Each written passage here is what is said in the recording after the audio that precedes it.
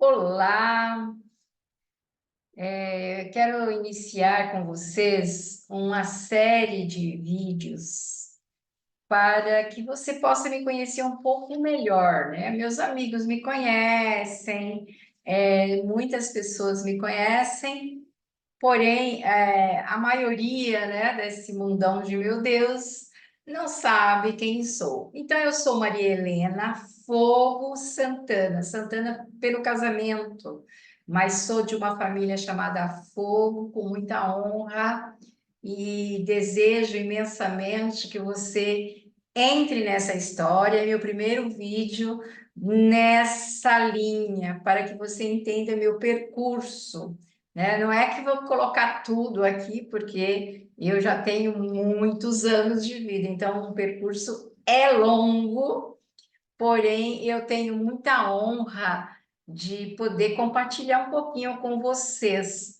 Então, hoje eu quero começar falando do início da vida como um todo, né?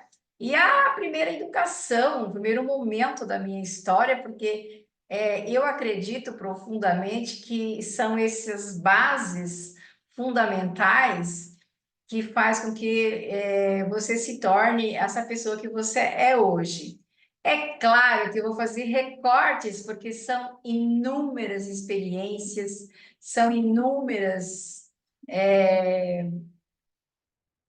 forças geradoras de vida que eu vivenciei. Mas, para quem não sabe, como eu já disse, Maria Helena Fogo, da família Fogo, eu nasci no Paraná, Astorga, bem pequenininha, mudamos aí já para outra cidade do Paraná, chamada Araruna, mas bem no interior desta região, aonde meus avós compraram um sítio para poder fazer com que plantasse café, porque toda a família vem desde São Paulo trabalhando em lavouras de café, ou seja, todos os meus antepassados chegaram da Itália por Santos, claro, e foram morar no interior de São Paulo, nas fazendas de cafés. E aí, os meus avós acabaram indo para o Paraná e depois ali eu nasci, como eu já disse. E nessa região, o sonho deles era criar a sua própria lavoura de café e não trabalhar para os outros, para os patrões. E nessa região no Paraná, quando eu chego lá, posso começar dizendo que houve um desenvolvimento, né? Esse desenvolvimento aconteceu dando destaque, na minha jornada de aprendizado, porque eu tinha aqui já quase 4 anos, aí dentro dos 4, 5 e 6 foram esse período que eu reconheço, me lembro, e foi os meus primeiros aprendizados conscientes, né? Porque, claro que vieram outros aprendizados que vieram, né? Que eu não tenho a lembrança, mas que também estão aqui somatizados dentro de mim, certeza absoluta. E aí, para que você possa imaginar a loucura daquelas pessoas por ter um pedaço de terra e poder criar a sua própria lavoura. Então, foram trabalhos lindos de derrubagem de mato, né? Nós fomos morar numa casinha bem no meio de um pasto, e depois derrubar esse mato para plantar o café. Como era uma região de muita araucária, meu avô e meu pai cortavam toras de araucárias e foram se beneficiando em madeiras para construir a casa, porque a araucária é uma madeira fácil de transformar em tábuas, ripas e caibros. E dessa forma eles foram tirando manualmente as tábuas para a construção da nossa casa. E foi um período muito grande para mim, porque eu via aquelas pessoas com com marreta, cunhas, que acho que vocês nem sabem o que é, mas iam tirando as tábuas. E era sair da largura que eles iniciavam, e era incrível ver aquelas tábuas saindo, né? E eles iam amontoando essas madeiras, e depois, meu avô, com muita habilidade de construtor, ele construía as casas. E como os outros iam para a lavoura, e eu ficava em casa e ajudava ele segurando uma vasilha de prego para ele começar a fazer, colocar as madeiras no lugar e ir pregando. E é muito interessante porque eu, como criança, era admirada em ver aquela montanha de tábuas que foram tiradas de uma árvore e de repente se transformar em uma casa. Aquilo era para mim um encantamento, era uma coisa incrível ver tudo isso, né? E tenho na minha memória, no meu cotidiano, assim, o quanto que eu tenho amor, apreço à arquitetura, né? Uma especialidade. Se eu não tivesse estudado artes plásticas, eu teria estudado arquitetura. Ou seja, na Itália eu fiz cursos com os melhores arquitetos, então eu gosto muito da arquitetura. E é muito interessante porque nesse primeiro momento a, a vida da primeira infância, da segunda infância, a primeira principalmente, porque ali eu fico até os 6 anos. Então, essa primeira infância minha foi uma infância riquíssima de novidades, porque está descobrindo a vida, né? Ali meu pai tirava leite do gado do vizinho para poder trazer leite para nós. Eram muitas vacas que ele tirava leite para trazer leite para as crianças. E assim foi plantado o café e assim foi construído essa primeira fase da minha vida, essa importância. Lógico que essa trajetória foi uma trajetória bem significativa.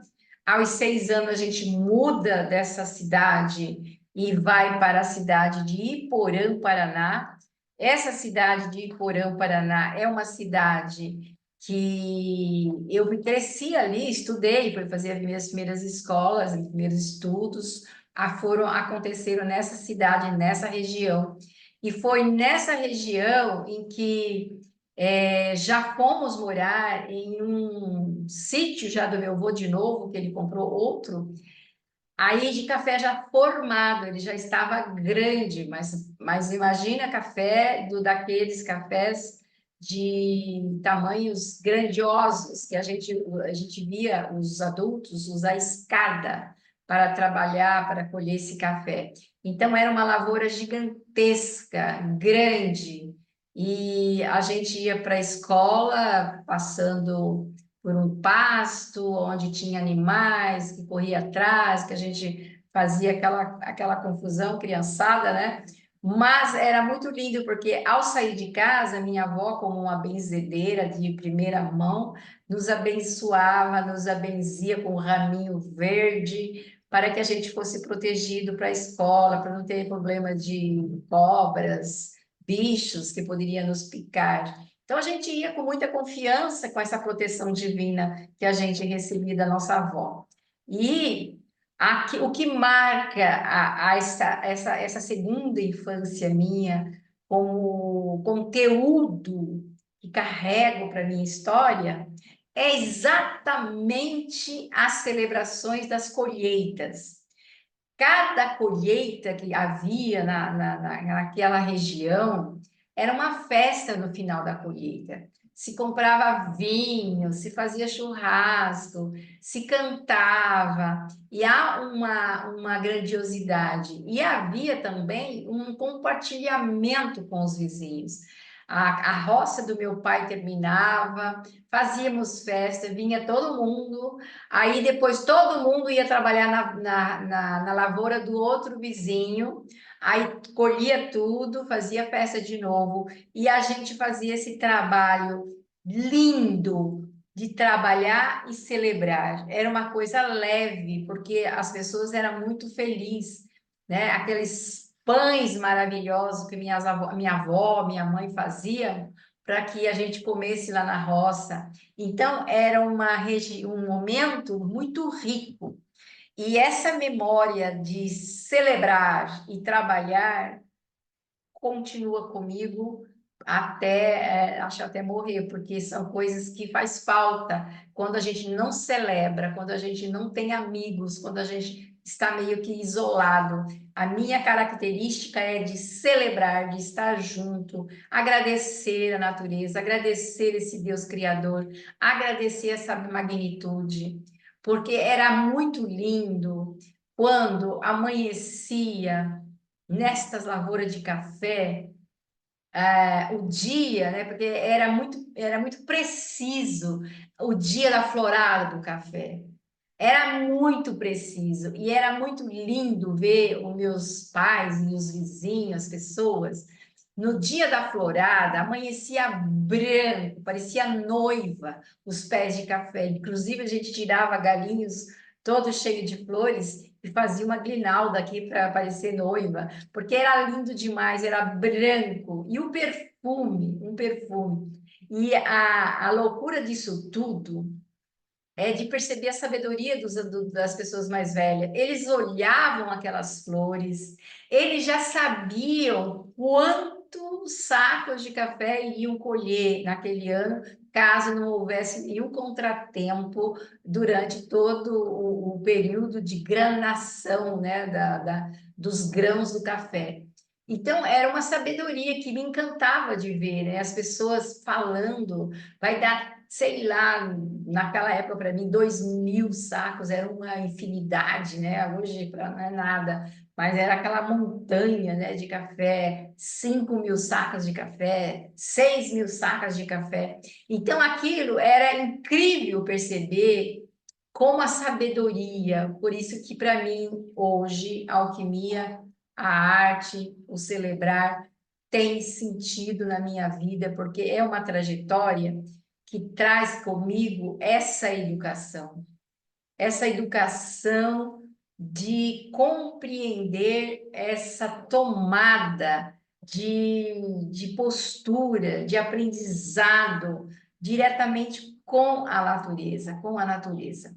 E quero concluir essa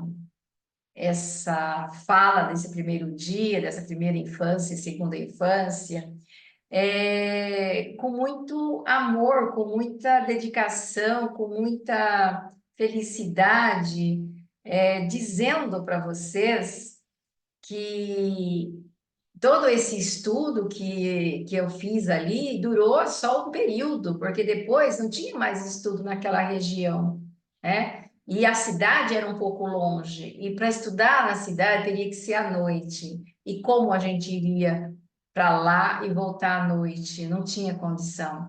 Só aos 15 anos comecei a estudar na cidade, e nesse período o prefeito da cidade colocou ônibus para pegar as crianças que moravam no campo. E graças a essa, não sei, uma certa atitude de um prefeito que teve esse olhar, né, para a turma do campo, aí conseguimos estudar e ir sair de casa umas 5 da tarde e voltar 1 hora da manhã para poder a gente fazer os nossos estudos e durante o dia trabalhar.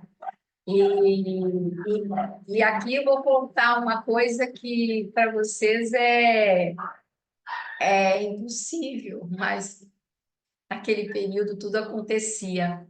A escola, perto de onde eu morava, tinha a escola que eu estudei, que era bem mais longe, depois construíram uma menorzinha perto. E não tinha pessoas que parassem naquela escola para dar aula. Eu só sei dizer que a escola começou as aulas quando foi em março, já tinha passado 5 professores e nenhum permanecia porque os jovens eram grandes, já eram adultos, na verdade, tinha misturado, crianças, jovens e todo mundo. E eram umas crianças muito rebeldes, principalmente os adultos, né? Os pequenininhos não, mas os adultos eram muito rebeldes, porque eram filhos de pessoas que tinham vindo de outros lugares para trabalhar, que os pais, às vezes, o pai foi atrás de serviço e não voltou nunca mais. Então, eram aquelas crianças que foram criadas ali naquelas roças de cafés com suas mães, avós, coisas desse tipo, um pouco revoltadas, e elas não conseguiam dar aula. E aí as pessoas da Secretaria de Cultura começou a me chamar para mim dar aula naquela escola, porque eu morava ali, eu deveria conhecer as pessoas e tudo mais. E eu não queria dar aula, porque eu estava começando os estudos básicos, vamos dizer assim, e, e achava que era impossível, mas a insistência foi tanto, aos 17 anos eu estava dando aula como professora daquela escola. E por incrível que pareça, sem saber dar aula e nunca ter dado aula e não entender nada de que era fazer aula, eu consegui, num passo de mágica, fazer aquela escola se transformar num lugar sagrado, porque as pessoas, os jovens, eram de um respeito gigantesco. Eu recebi carta até pouco tempo desses seres que em gratidão à minha pessoa. Então, você imagina, eu estou em São Paulo desde 74 e ainda recebia carta de certas pessoas. E eu descobri há pouco tempo ainda no Instagram pessoas do Paraná relembrando desse momento. Então, perceba que a vida, o aprendizado vem de um amor pela vida, pela natureza. O que eu fazia naquela escola pequena, que tinha quatro séries de escola, primeiro ano, segundo ano, terceiro ano e quarto ano. Os maiores estavam no quarto ano. Então, imagina, eram jovens. E uma única lousa para você dividir em quatro e passar ali as tarefinhas, né? Começando o IOU, depois indo até um pouco mais ligada um pouco mais à história, à ciência e tudo mais, era muito complexo tudo isso. E o que aconteceu? Eu pedi para essas criaturas gigantes, grandes, maior do que eu, ajudar os pequenininhos a escrever as letrinhas no caderno. Eu passava o A e o U e eu deixava eles passando e ajudando as crianças a fazer as letrinhas. Enquanto isso, eu estava ajudando o segundo, terceiro e o terceiro ano. Depois, eu chamava o quarto ano e eles vinham e a gente fazia toda a explicação. Dessa forma, a escola se transformou num lugar sagrado mesmo. A gente plantava, a gente lavava a escola, a gente fazia festa. Por que festa é importante? Por que será que eu falo tanto de festa? Eu quero concluir aqui só para dizer: meu avô paterno, meu avô materno tocava o acordeão, a sanfona. Meu pai tocava sanfona. Então eu nasci no meio de muita música e de muitas pessoas que fazia com que essa vida, né, da musicalidade acontecia, muitos bailes e muitas danças. Então, essas festas que a gente conseguia fazer também na escola, com os pais, com todo mundo, transformou em um ambiente maravilhoso de festa, de aprendizado, não só daquilo que vinha para ser dado nos livros, mas que a gente aprendia com a natureza. E para as crianças não era difícil aprender com a natureza, porque já nasceram ali e já entendia a vida. Então, meu povo amado, a minha primeira e segunda infância, ela é muito rica. Não posso aqui falar tudo, mas é só para você ter uma noção, né, da minha origem, né? Eu tenho origem italiana e de regiões do sul e do norte da Itália. Então, e meus pais, né, moram em São Paulo no início, inclusive, e depois migram para o Paraná, e depois, quer dizer, eles moram no interior de São Paulo, vêm para a cidade de São Paulo, vão para a cidade do interior do Paraná, Lá minha mãe e meu pai se encontram, que meu pai é da região de Bauru, essa região toda, minha mãe da região de Barretos, mas se encontraram no Paraná. E lá se casaram, e lá eu nasci, e, em Astorga, e como disse, e essa minha primeira e segunda infância se deram mais efetivamente em Araruna e Iporã, Paraná. Essas duas cidades foram o celeiro dessa minha formação educativa pela natureza e pela celebração da vida, que para mim foi fundamental nesse percurso todo. Continuarei a minha história no próximo.